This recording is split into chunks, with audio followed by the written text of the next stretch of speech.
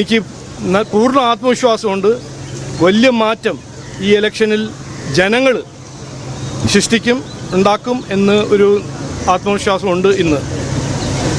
മറ്റൊരു കാര്യം, ഇന്ന് 140 മണ്ഡലങ്ങൾ മത്സരിക്കുന്ന എല്ലാ സ്ഥാനാർത്ഥികൾ BJP NDA സ്ഥാനാർത്ഥികൾക്ക് ഞാൻ എൻ്റെ ബെസ്റ്റ് വിഷസും പാർട്ടീൻ്റെ ബെസ്റ്റ് വിഷസ് കൊടുക്കുന്നു.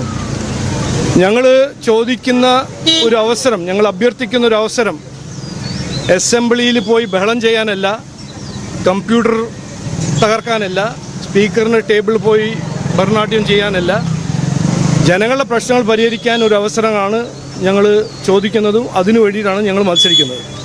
ഇത് മാത്രമാണ് ഇന്ന് പറയാനുള്ളത്. എല്ലാവരും ഞാൻ ഒരിക്കൽ കൂടി അഭ്യർത്ഥിക്കുന്നു, ഇന്ന് ഈ ഒരു ജനാധിപത്യ ഉത്സവത്തിൽ പങ്കെടുക്കണം, എല്ലാവരും പോയി വോട്ട് ചെയ്യണം.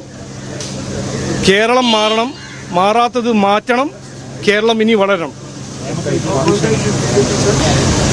അല്ല, ആത്മവിശ്വാസം ഉണ്ടെന്ന് ഞാൻ പറഞ്ഞില്ലേ. ഒരു മാറ്റം, ഈ മാറ്റം ജനങ്ങൾ ഏറ്റെടുത്തിരിക്കുന്നു. ജനങ്ങൾ ഈ വികസിത കേരളം എന്നൊരു കാഴ്ചപ്പാട് അവർ ഏറ്റെടുത്തിരിക്കുന്നു. ഇനി അതിനെ കൂടുതൽ എനിക്കൊന്നും പറയാനില്ല. മെയ് 4-ാം തീയതി നമുക്ക് റിസൾട്ട് കാണാം. ഇത്തവണ 140 മോള് പോവില്ല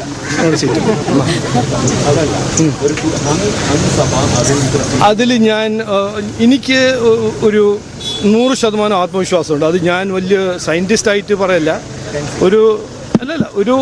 ഒരു ക്ലിയർ മാൻഡേറ്റ് CPM-നും കിട്ടില്ല, കോൺഗ്രസിനും കിട്ടില്ല എന്ന് 100% ആത്മവിശ്വാസമുണ്ട്.